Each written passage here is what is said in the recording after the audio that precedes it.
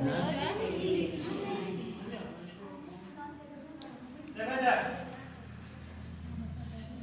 क्या चल रहा है? मानव भूगोल।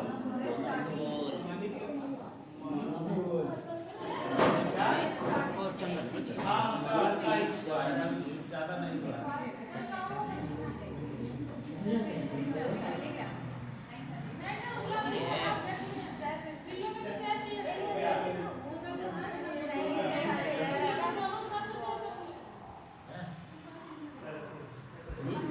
मानव स्टार्टिंग है। हम अभी सारा चीज रिपीट करेंगे, ठीक है? मानव भूगोल हम लोग क्या बताए थे कि मानव भूगोल, बात नहीं करो। देखने पाई दोनों लड़ ही रहा। मानव भूगोल हमारा मतलब मानव भूगोल के अंतर्गत हम इन चीजों का अध्ययन करेंगे। ये चीज समझो पहले, इसके क्या क्षेत्र है, क्या उपक्षेत्र है, नीला ले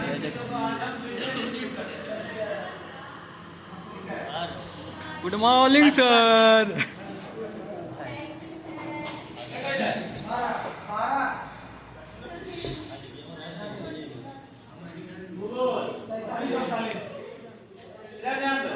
भूगोल में हम क्या पढ़ते हैं?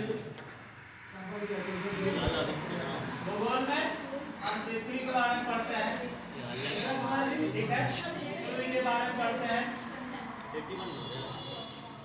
तारों के बारे में पढ़ते हैं,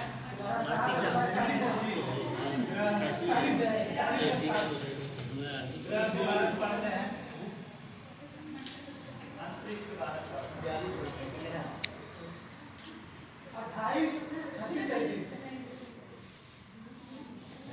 अंतरिक्ष के बारे में, ठीक है?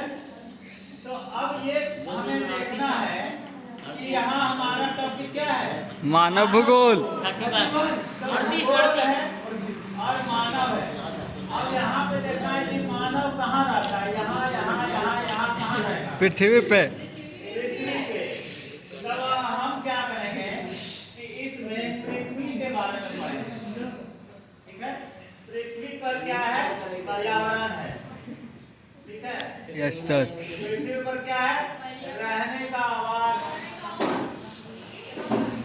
रहने के लिए आवास है, आवास की सुविधा,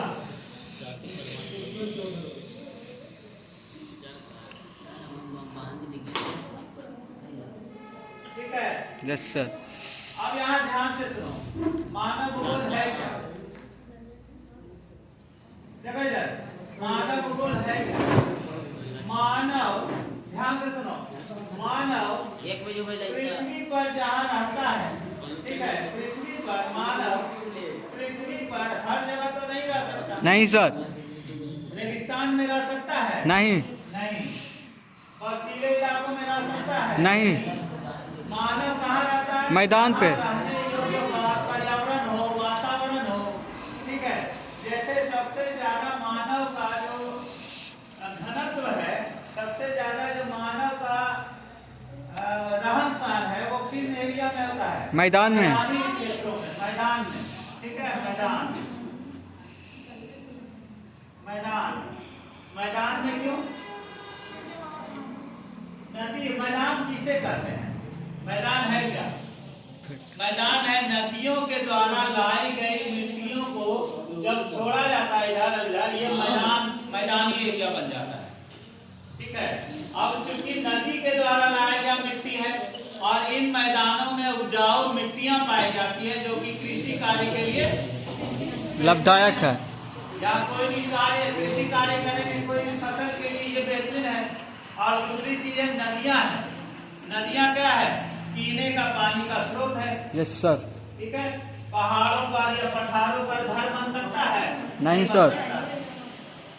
पीने का पानी के लिए अगर हम जमीन के अंदर ड्रिल करेंगे तो पानी पत्थर ही पत्थर निकलेगा। Yes sir. और मैदानी एरिया में पीने का पानी का जो ड्रिल करेगा आसानी से कर सकते हैं, यहाँ घर आसानी से बन सकता है। इसलिए मैदानी क्षेत्रों में सबसे अधिक मानव का आवासन होता है, ठीक है? मानव कहाँ निवास करते हैं? सबसे अधिक मैदानी क्षेत्रों में। इस सब्जेक्ट में, इस टॉपिक में हम लोग यही पढ़ेंगे कि मानव और पृथ्वी के बीच जो अंतःक्रिया है, मानव और पर्यावरण के बीच मानव भूगोल कहते हैं।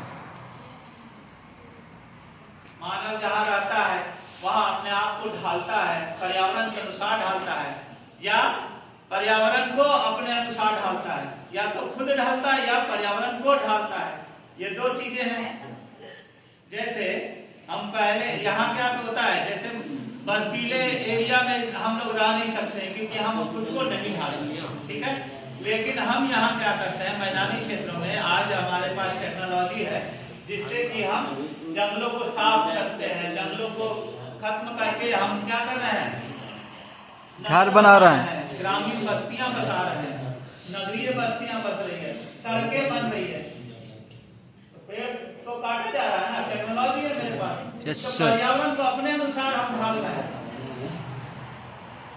अभी तो तुम देखो जहाँ नदी के किनारे भी घर बना हुआ है, पहाड़ के ऊपर भी घर बना के लोग रह रहा है। Yes sir. पर्यावरण को क्या कर रहा है, अपने अनुसार ढाल रहा है। लेकिन कहीं कहीं हम पर्यावरण के अनुसार खुद को ढालते हैं, ठीक है। इन्हीं चीजों का हम पर्यावरण के साथ कैसा संबंध बनाते हैं, ये हम मानव भूगोल में पढ़ेंगे। इधर ध्यान दो, मानव भूगोल में हम उन चीजों को पढ़ते हैं कि मानव जो है पर्यावरण के अनुसार किस तरह से पर्यावरण से संबंध बनाता है। इन चीजों का अध्ययन हम मानव भूगोल में करेंगे। और दूसरी बात, मानव जिस स्थान पे रहता है वो क्या करेगा, समाज बनाएगा, समाज बनाएगा ना। Yes sir. ग्रामीण समाज हो चाहे नगरीय समाज हो, ये समाज बनाएगा, ठीक है। अब मानव क्या करेगा, जनसंख्या बढ़ाएगा। मानव क्या करेगा, जब समाज बन जाएगा तो आर्थिक क्रियाएं करेगा, अपनी आजीविका चलाने के लिए, पेट पालने के लिए, अपना और अपने परिवार का। मानव क्या करेगा, तो अब समाज भी बन गया, आर्थिक स्थिति भी बन गई, अब उसको चलाने के लिए राजनीति करेगा। तो क्या क्या चीज हम नाम लिए, राजनीति, सामाजिक, आर्थिक, जनसंख्या, ये सब हम पढ़ेंगे इसी में। अब तुमसे पूछेंगे कि मानव भूगोल का उपक्षेत्र क्या है, उपक्षेत्र, मानव भूगोल का उपक्षेत्र, इसमें क्या किन किन चीजों को हम लोग पढ़ेंगे। क्या है, जनसंख्या, जनसंख्या भूगोल, सामाजिक भूगोल,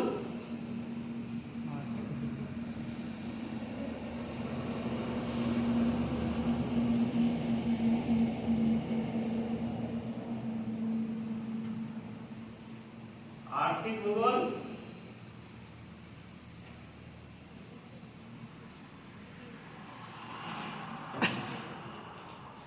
आर्थिक भूगोल, राजनीतिक भूगोल,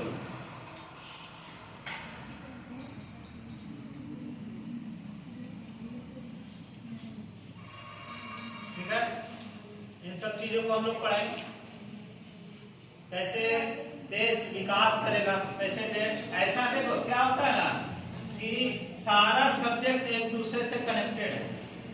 तुम सोचोगे कि हम इतिहास को इतिहास की तरह पढ़े, भूगोल को भूगोल की तरह, और राजनीति विज्ञान का जैसे जैसे तुम्हारा जो स्तर है, अध्ययन का स्तर, ध्यान से सुनो, तुम्हारा जो पढ़ने का स्तर है, जो लेवल है, जैसे जैसे उच्च होते जाएगा, जैसे जैसे हाई होते जाएगा, सारा सब्जेक्ट इंटरकनेक्टेड होते चला जाएगा। जैसे हम बताते हैं उदाहरण क्या है कि देश का विकास राजनीतिक तौर पे होता है, आर्थिक तौर पे होता है और सामाजिक तौर पे होता है, तीनों तरह से होता है, ठीक है। हमारा जो शरीर, शारीरिक गठन है, हमारा जो शरीर है वह हमारे पर्यावरण पर निर्भर करता है। जैसे पहाड़ी क्षेत्रों में अगर तुम नेपाल के तरफ चले जाओ, मणिपुर के तरफ चले जाओ, तो उधर नाटे कद के मिलेंगे। जैसे जैसे हम पंजाब की ओर जाते हैं, हाइट, लंबा, कद, काठी, चौड़ा, ये सब मिलता है। अफ्रीका में जाओ, अफ्रीका में देखो तुमको कैसे लोग मिलेंगे, अमेरिका में कैसे लोग मिलेंगे। तो ये जब चेंजिंग होता है, हम लोगों का रंग, जो स्किन का कलर है, शरीर का जो ढांचा है, ये भौगोलिक चीज पर निर्भर करता है, भौगोलिक परिस्थितियों पर। वहां का ज्योग्राफी जैसा होगा, हमारा शरीर का ढांचा वैसे ही हो जाएगा। तुम इस बात पे एकदम ध्यान देना, जैसे जैसे पंजाब कश्मीर की ओर जाएंगे लंबा लंबा तगड़ा तगड़ा लोग मिलेंगे, इधर आते जाएंगे थोड़ा मतलब होता है ना सॉफ्ट सॉफ्ट मिलेंगे। अफ्रीका में चले जाओ तो उधर और दूसरे टाइप के मिलेंगे, काले जैसे, है ना।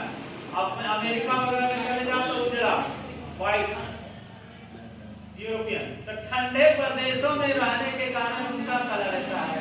अफ्रीका में क्या है कि अफ्रीका पूरी तरह से इक्वेटर पे बसा हुआ है, सूर्य 24 घंटा वहां सामने ही रहता है, इसके कारण वहां के लोगों का जो स्किन का कलर है उस कलर में मिलेगा।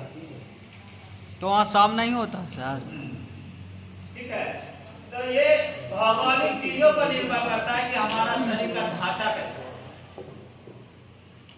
हम इन्हीं चीजों को हम इसमें पढ़ेंगे, मानव कैसे विकास करता है। जैसे सरकार जो है हर 10 साल पे जनगणना करवाती है, सेंसस। क्या है जनगणना, क्यों करवाती है जनगणना? क्योंकि उसे मालूम होना चाहिए कि कितने बुजुर्ग हैं, कितने युवा हैं, कितने पढ़ने वाले हैं, कितने कमाने वाले हैं, किसके घर में क्या है, ये सारा डेटा उसको मालूम होना चाहिए, तब तो वो योजना लागू करेगा। जो योजनाएं लाई जाती है सरकार के द्वारा, तो उन योजनाओं को किस तरह से लाया जाता है, लोगों को गिना जाता है। तुम्हारे घर में जो सेंसस वाले हैं, जनगणना करने वाले, वो आएंगे, पूछेंगे कितने बच्चे, कितने बुजुर्ग, कितने कमाने वाले, कितने बैठने वाले, कितने गाड़ी है, कितना टीवी है, सब पूछता है ना। Yes sir. क्यों पूछता है? सरकार को क्यों चाहिए डेटा? क्योंकि वह योजनाएं लाएगी, योजनाओं को लागू करना आसान होगा। तो मानव भूगोल में यही चीज पढ़ना है, ठीक है। Yes sir. पर्यावरण से हम कैसे संबंध बनाते हैं, किस तरह का संबंध बनता है हमसे पर्यावरण। अब यहाँ तुम देखो,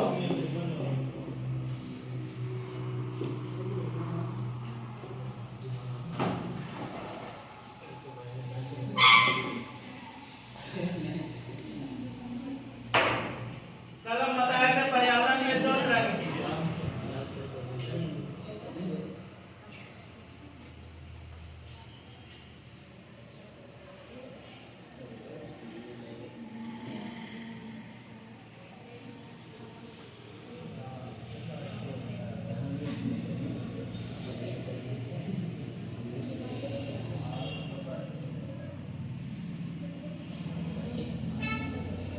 ये बताया था ना, मानव का प्रकृतिकरण और प्रकृति का मानवीयकरण। ठीक है, ये दोनों चीजें हैं। जैसे इसी को कहते हैं नियतिवाद, नियतिवाद या निश्चयवाद। पहले समझ लो, लिखवा देना, समझो अच्छे से। इसी को कहते हैं नियतिवाद या निश्चयवाद, और प्रकृति का मानवीकरण, इसको कहते हैं संभववाद। संभववाद। और एक और चीज आता है नवनिश्चयवाद।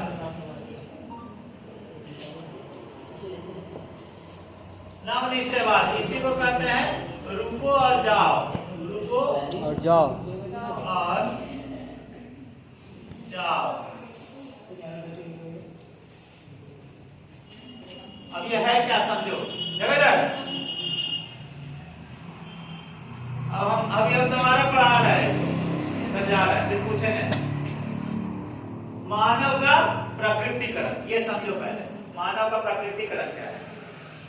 जब मानव, ध्यान से समझना, जब मानव शुरुआत में, जब उसके पास किसी तरह का साधन नहीं था, किसी तरह का सुविधा नहीं था, वह पूरी तरह किस पर निर्भर था?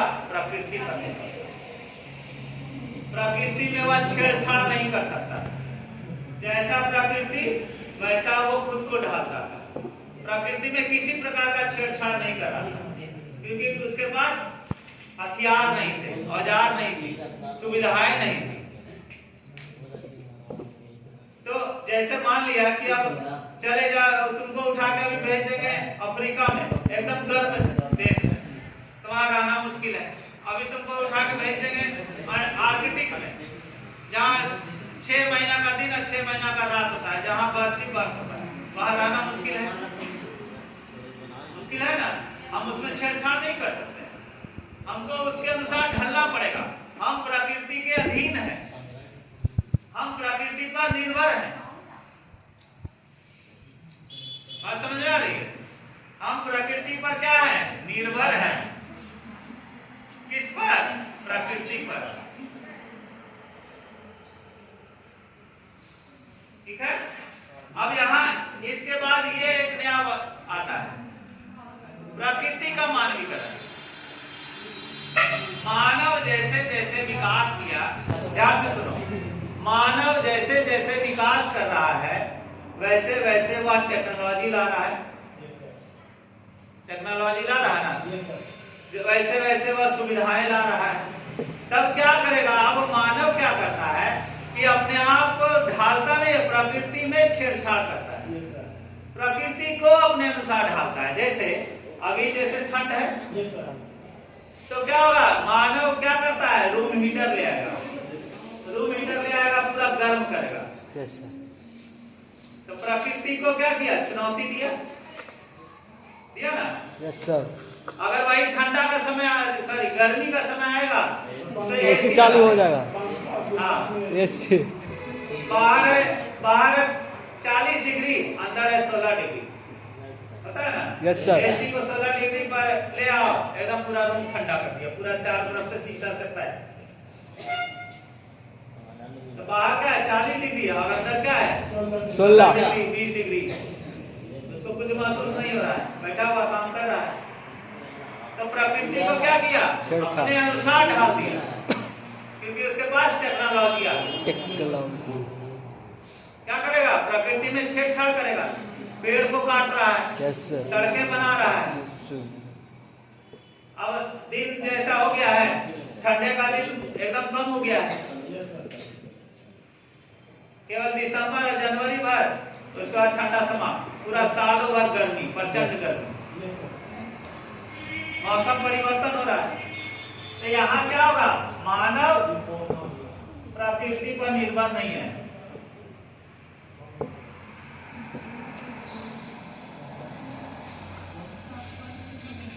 क्या करेगा? प्रकृति में छेड़छाड़ करेगा, छेड़छाड़, प्रकृति को अपने अनुसार ढालेगा, जंगल के जंगल साफ कर दे रहा है, हो रहा है ना? Yes sir. तो इसके ठीक विपरीत है ये कहता है कि मानव प्रकृति पर निर्भर है, और ये कहता है प्रकृति मानव के ऊपर निर्भर है। हम चाहे तो अपने तलवार से सबको काट सकते हैं, पेड़ पौधा जितना भी है, प्रकृति का मानव। ये संभववाद बताता है, संभव है कि हम ऐसा कर सकते हैं, प्रकृति में छेड़छाड़ कर सकते हैं। ये नियतिवाद है, हम नियति पर छोड़े हुए, नियतिवाद या निश्चयवाद। हम, मेरा जो नियति है वही होगा, हम कुछ नहीं कर सकते। ये संभववाद, हम कर सकते हैं, ऐसा संभव है। बात समझ में आया यहाँ तक? अब इसके विपरीत में आया ये नया नव निश्चयवाद, एक नया सिद्धांत आया इन दोनों के ठीक बीच का। ये एकदम नकारता है, ये भी एकदम नकारता है। ठीक है, ये कहता है पूरी तरह प्रकृति पर निर्भर है, ये कहता है पूरी तरह मानव ताकतवर है। यहाँ प्रकृति ताकतवर है, यहाँ मानव ताकतवर है। लेकिन नया निश्चय, नव निश्चय, नव मतलब होता है नया, ये क्या कहता है कि नहीं, हम प्रकृति में छेड़छाड़ करते हैं, जरूर करते हैं, निश्चित है। प्रकृति में हम क्या करते हैं? बहुत सारा बदलाव लाते हैं, हम अपने अनुसार बदलाव लाते हैं, लेकिन एक सीमा तक। अगर हम प्रकृति में हद से ज्यादा अगर बदलाव ला देंगे तो क्या होगा? प्रलय आएगा, प्रकृति फिर मेरे ऊपर हावी होने लगेगी, या तो बाढ़ आ जाएगा, सूखा आ जाएगा, प्रलय आ जाएगा, प्रकृति फिर मेरे ऊपर हावी हो जाएगी। ठीक है, तो यहाँ क्या है, एक सीमा तक, सीमा मानता है, सीमा। रुको और जाओ, जैसे ट्रैफिक सिग्नल पे लाल बल्ब जलता है तो रुक जाता है, यस सर, फिर ग्रीन जलता है तो चला जाता है। Yes sir. एक पीला भी होता है जो तैयार होने के लिए होता है, वो उसकी बात नहीं कर रहे हैं। रेड जो है, मान लिया कि हम प्रकृति का नाश करते जा रहे हैं, यस सर। इसमें कहता है वैज्ञानिक कि रुको और जाओ, यानी कि तुम प्रकृति में छेड़छाड़ करो, लेकिन जैसे ही प्रकृति तुम देखो प्रकृति अब मेरे ऊपर हावी होना चाह रही है, तुम रुक जाओ। लाल बत्ती जहां दिखाई प्रकृति, तुमको रुक जाना है, ठीक है। हम ज्यादा छेड़छाड़ नहीं कर सकते प्रकृति का। ये 3 सिद्धांत है मानव भूगोल का, इसी पर पूरा भूगोल आधारित हुआ।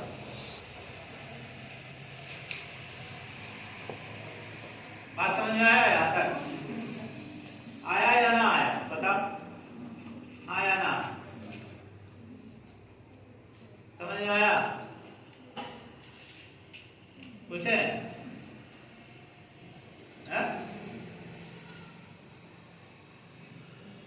देखो, मानव का प्रकृतिकरण, मानव का प्रकृति, मानव प्रकृति के निर्भर है, प्रकृति पर निर्भर है। नियतिवाद है ये। नियति का मतलब क्या होता है? भाग्य। हम नियति के भरोसे हैं, हम ईश्वर के भरोसे हैं, हमको ढालना है खुद को उसके अनुसार। ऐसे अभी ठंड आ गया है, हम लोग स्वेटर पहनते हैं, मोटा कपड़ा पहनते हैं, 2-2, 3-3 कपड़ा पहनते हैं। क्यों? क्योंकि हमें ठंड ना लग जाए, हम अपने आप को ढालने का प्रयास करते हैं। हम कांपने लगते हैं ऐसे जब ठंड लगता है। क्यों? क्योंकि कांपने से क्या होता है? क्यों कांपते हैं ठंड में? क्यों कांपते हैं ठंड में?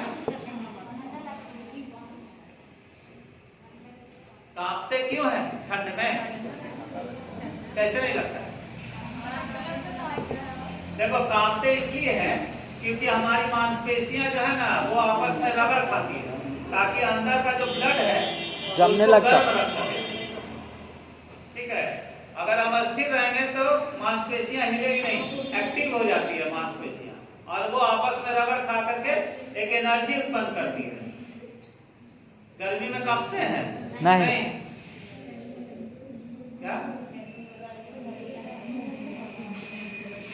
तो नियतिवाद में क्या कहता है? मानव प्रकृति पर निर्भर है। असंभववाद में क्या कहता है?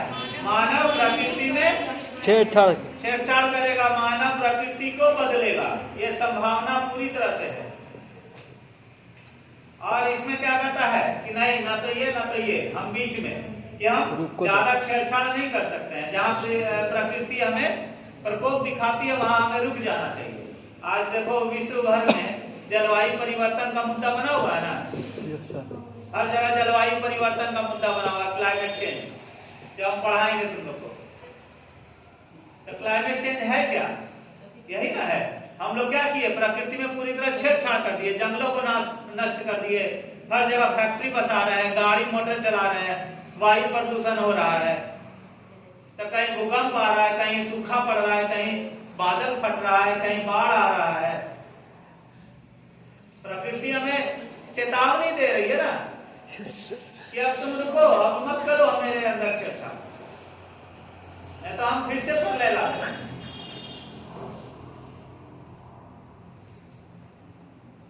बात समझ में आया तीनों? इसमें देखो, नियतिवाद में मुख्य रूप से जो है,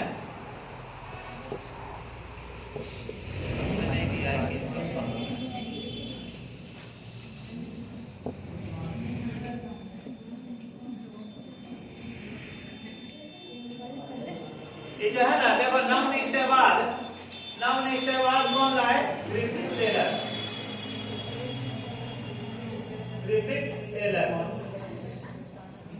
ठीक है, लिखो तो मानव भूगोल, हेडिंग दो, मानव भूगोल लिखो, मानव भूगोल।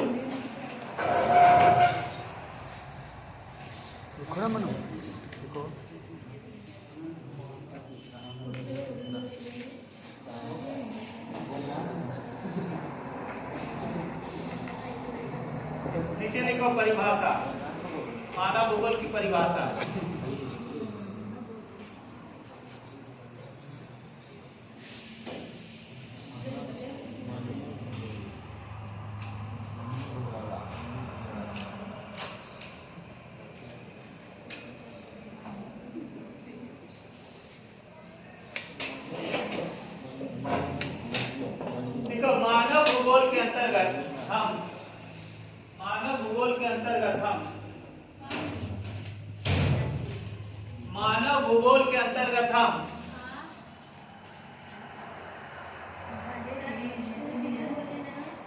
मानव भूगोल के अंतर्गत हम मानव तथा पृथ्वी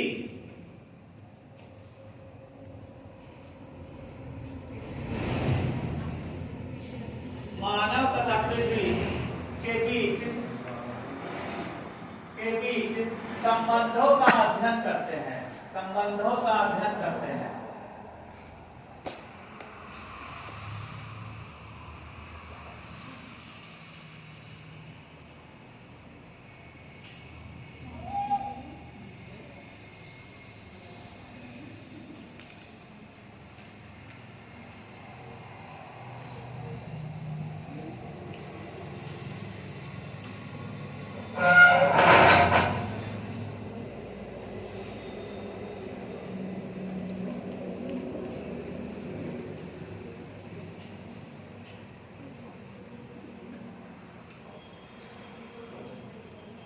देखो मानव भूगोल के अंतर्गत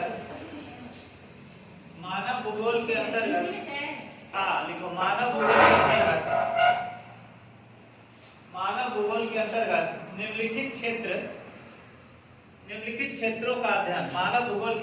निम्नलिखित क्षेत्रों का अध्ययन किया जाता है। मानव भूगोल के अंतर्गत निम्नलिखित क्षेत्रों का अध्ययन किया जाता है।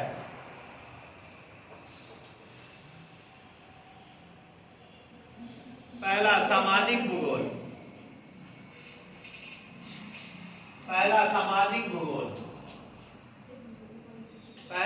सामाजिक भूगोल। दूसरा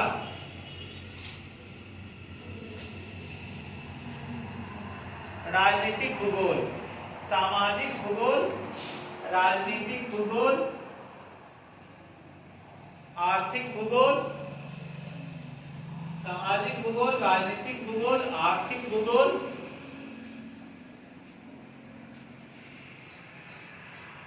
तीसरा सर आर्थिक भूगोल। हाँ, आर्थिक भूगोल।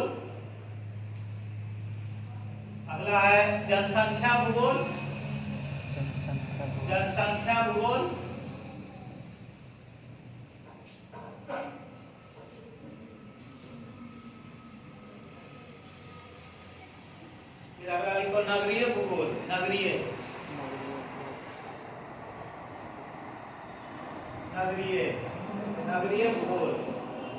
नगरीय भूगोल। ठीक है। अब आगे लिखो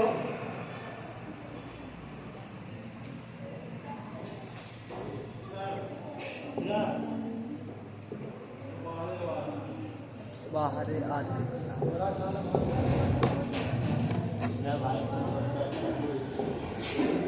आते टेंशन। ठीक है। अब लिखो मानव, अगला पॉइंट में मिटा देना है। इसको साथ में आई है। ठीक है बैठो। लिखो मानव भूगोल के सिद्धांत। मानव भूगोल के सिद्धांत। देखो एक मिनट। मानव भूगोल के सिद्धांत नीचे लिखो। पहला मानव का प्रकृतिकरण। क्या सिद्धांत लिखे जाए तो यहाँ लिखो। पहला मानव का प्रकृतिकरण। मानव भूगोल का सिद्धांत लिखे जाए तो पहला लिखो मानव का प्रकृतिकरण। इसी में लिख दो नियतिवाद या निश्चयवाद। ऐसे से करके ऐसे या ऐसे स्लैश दे नहीं स्लैश दे करके लिखो ना। स्लैश दे करके स्लैश समझती है ना। स्लैश नियतिवाद और निश्चयवाद। नियतिवाद के बाद ये दो और निश्चयवाद, मतलब तीनों एक ही नाम है।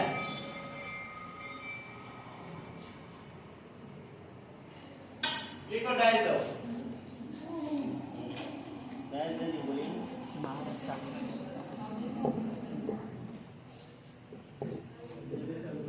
आइए सर लंच हो गया।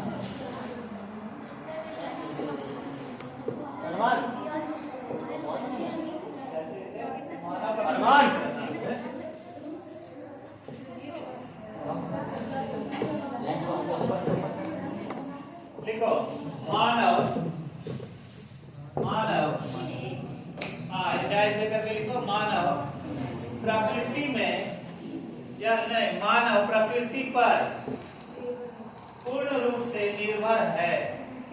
मानव प्रकृति पर पूर्ण रूप से निर्भर है। मानव प्रकृति पर पूर्ण रूप से निर्भर है।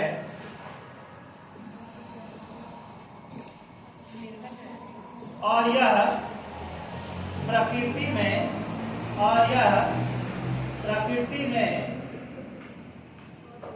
यह प्रकृति में किसी प्रकार से परिवर्तन प्रकृति में किसी प्रकार का परिवर्तन करने में सक्षम नहीं है।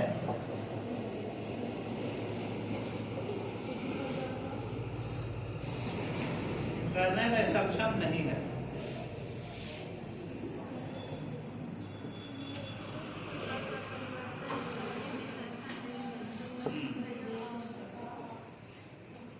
इसमें वैज्ञानिक का नाम है।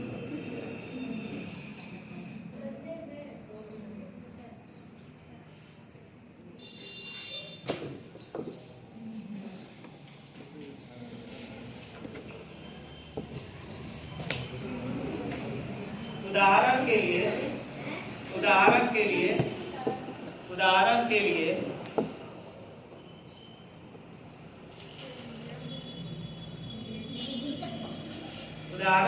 आर्कटिक जैसे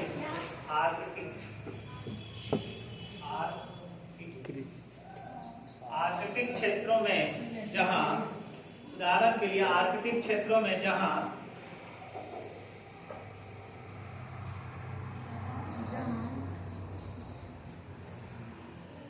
तापमान शून्य से भी नीचे रहता है। तापमान शून्य से भी नीचे रहता है।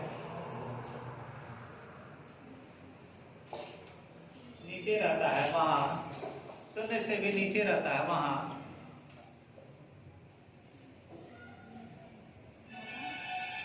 मनुष्य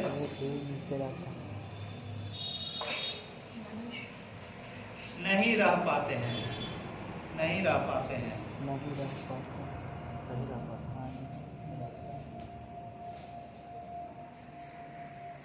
अफ्रीकी जंगलों में भी मनुष्य अफ्रीकी जंगलों में भी मनुष्य पूरी तरह प्रकृति पर निर्भर है। अफ्रीकी जंगलों में अफ्रीकी जंगलों में भी मनुष्य पूरी तरह प्रकृति पर निर्भर है।